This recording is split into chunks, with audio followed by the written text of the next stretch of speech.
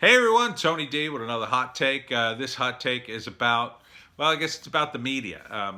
Tim Pool was doing a video about MSNBC, and it was Brian Williams, and I forget the name of the other host.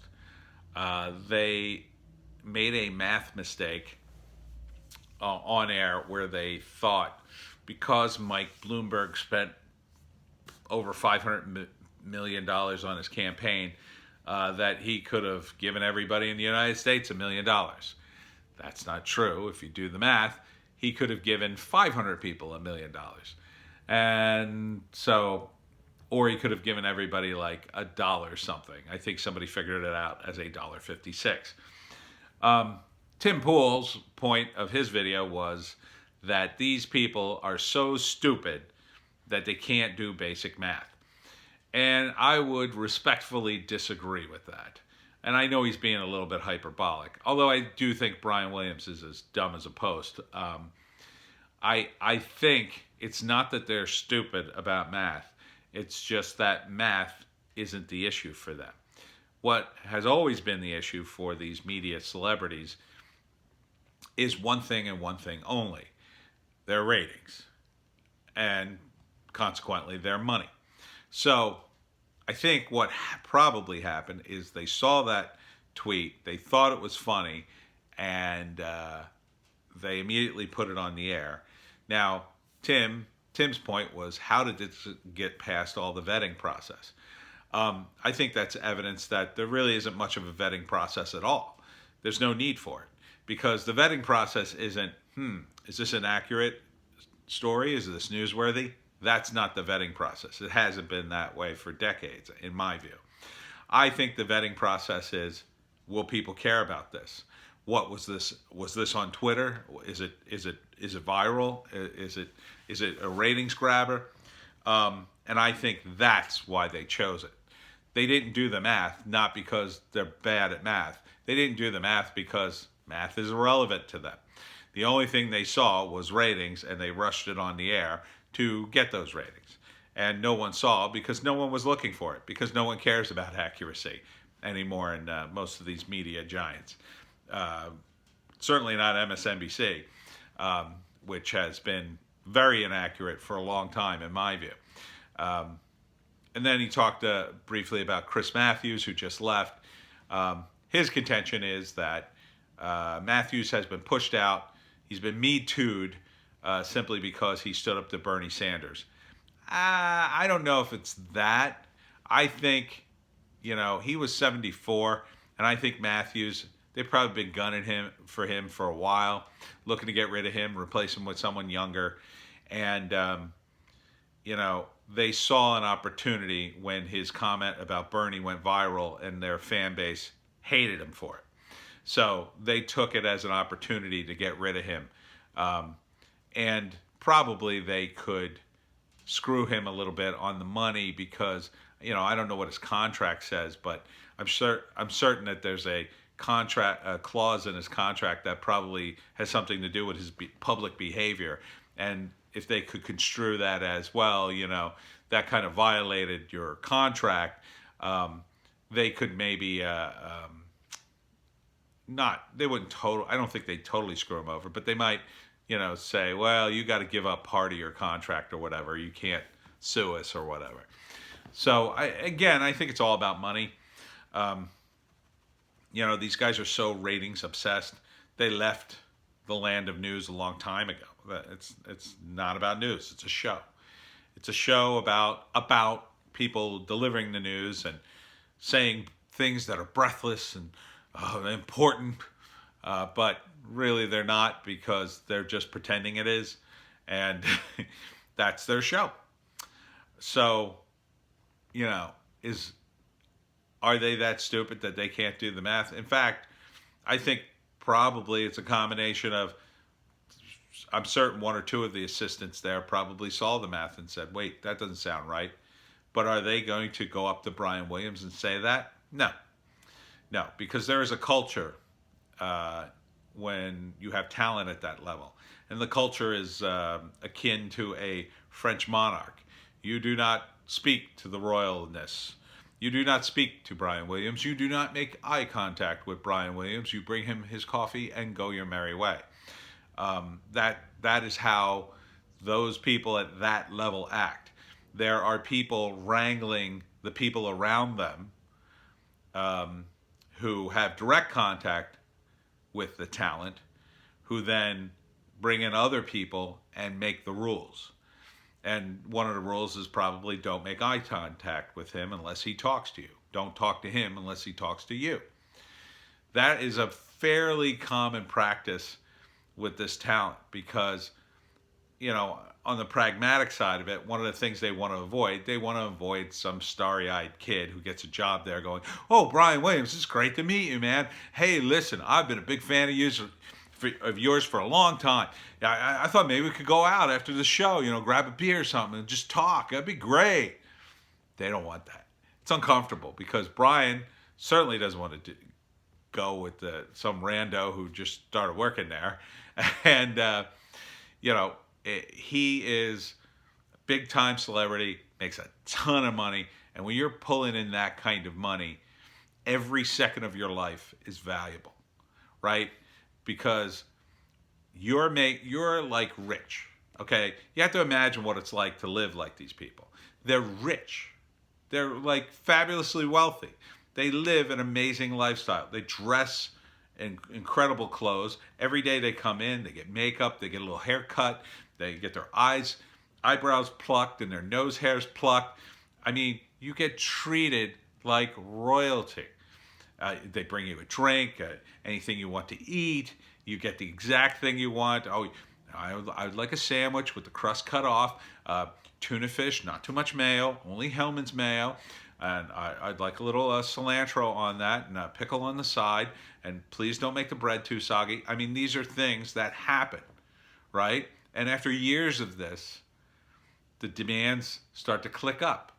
And that doesn't mean that these particular people are different somehow. We're all like that. If you were in that position long enough, you would start to get that way because you'd be used to it. You would get used to being served.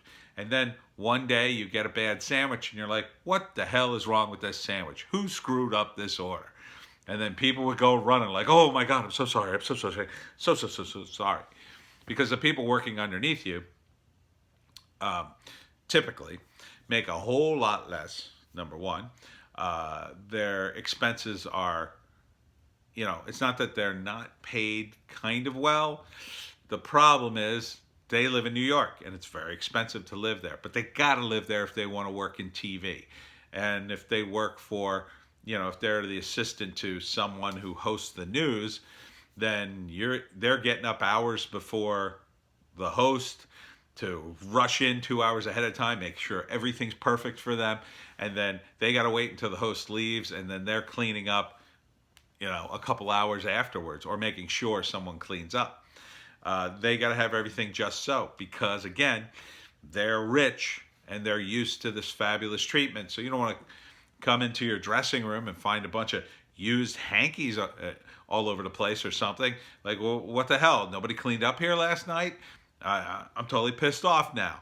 Now I got to do the news and I'm annoyed. Somebody's going to get fired. That's what it turns into. So is Brian Williams bad at math? He didn't care about math. He only cares about the math of his paycheck. I'm sure if you got a paycheck off by a digit, he'd notice. But or maybe not. He maybe gets direct deposit right to his accountant and he never sees his bills or money, because a lot of rich guys do that. They have bills sent to their accountant and they don't even see a bill. That was a thing in LA with my friend. You buy this service and they pay all your bills for you. So, you know, they're insulated because a lot of these people, because they're rich, because they're famous, guess what? As soon as the news is done shooting, they're going to slip into a limo, go to some fabulous place, whether it's a restaurant or go meet some other people at that level, to go out dancing, to go out clubbing, to meet some girls, you know, depending on their situation. You know, they're going to be living life to the fullest because they have tons of money. They live in New York. It's a great place. And they have the money to do whatever they want. So what do you want to do tonight? You got millions of dollars, and I got to get done work. I usually don't work around 4. If it's 4:15 and you're not done work, you're angry at somebody, and that's the way it goes.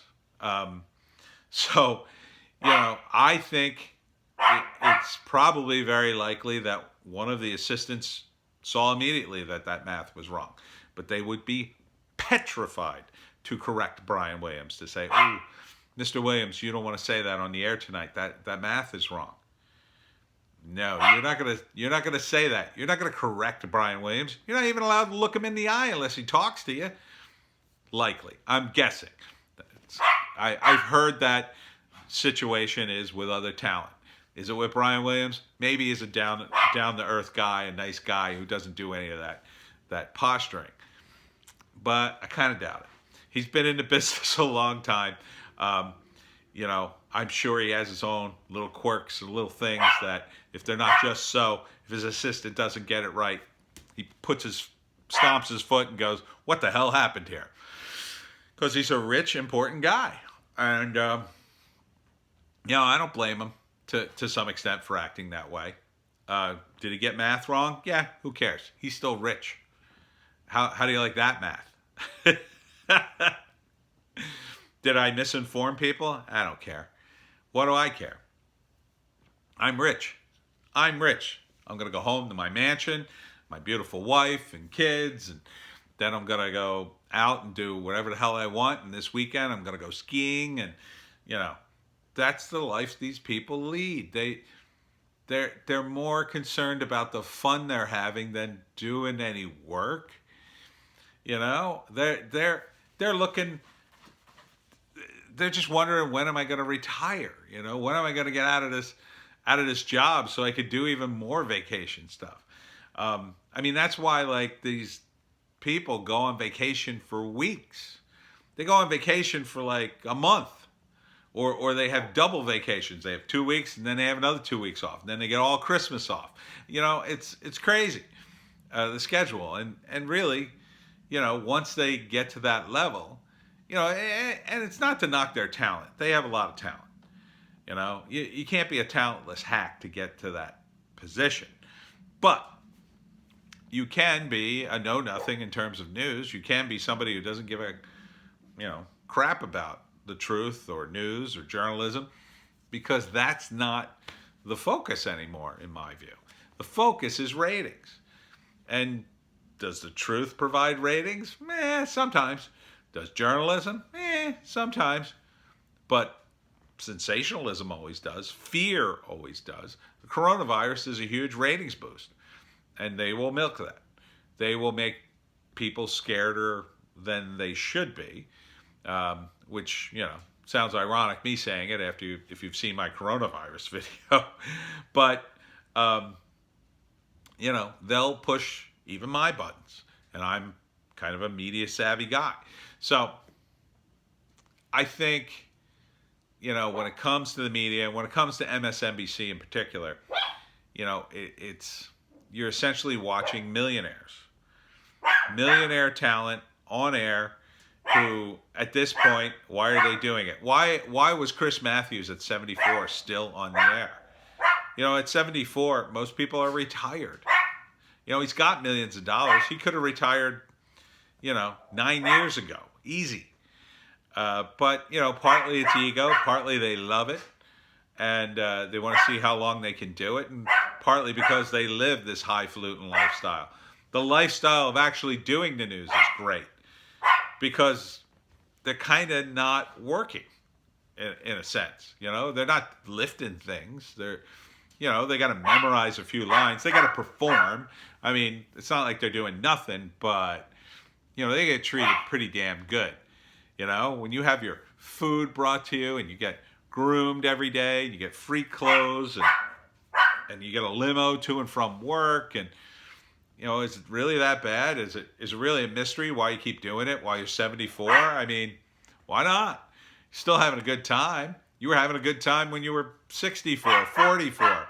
You were going to parties and going back and forth in a limo then. So meeting celebrity people, the moment you stop doing the show is when the fun kind of stops, You can, go take your money and go have vacation by yourself, but you're not going to meet all these fabulous people anymore. You're going to kind of be out of the mix. You're going to be retired, so you're not going to be the hot, cool kid that you once were. So, I think when it comes to these networks and television shows, we're down to, again, as I've said before, brain drain. A lot of people have left television behind. Some of them are doing, podcasts and whatnot. I think the real journalists now do their own thing. Very few of them are going to try to, push their way on the TV. It's almost pointless anyway. They don't really want any journalism. So they're going to end up with just dummies at the end of the day. And when it comes to MSNBC, they've sort of chased the wokeness as far as it will go. And it's, get woke, go broke. And they're at the top of the wokeness pile. And, they're getting the most woke viewers. And, what are their ratings really? What is that really? When this trend finally dies, when the wokeness is finally over, MSNBC at one point was super conservative. They didn't want to put, they had Phil Donahue, who was a true progressive, and they had to balance him out with a conservative, and Phil Donahue counted as two conservatives, and they put on Dennis Miller, and so this is just a phase MSNBC is going through. They'll rebrand as something else, when something else makes money. They'll rebrand themselves as anti-woke if that makes money and they perceive it as such. Maybe you'll see people like Sargon of Akkad and Tim Pool on MSNBC 10 years from now, because by then they'll be on to something else, but the people in charge, the money people, will still think anti-wokeness is cool, even though it'll be pretty much dead. Anyhow, that's my media rant. I will see you next time.